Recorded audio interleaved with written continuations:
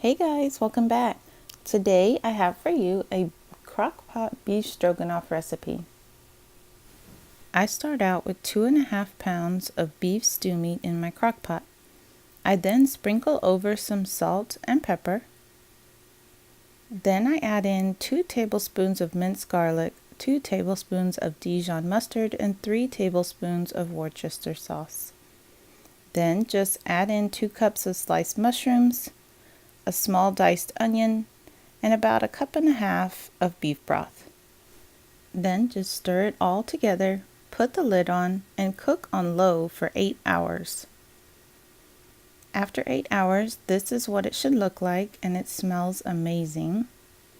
I just add in 1 cup of sour cream, stir it in, and let it simmer for about 5 to 10 minutes.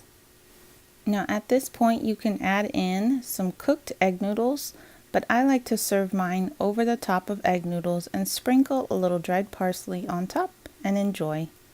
Hope you guys enjoyed this recipe. Thanks so much for watching and hope you have a great day.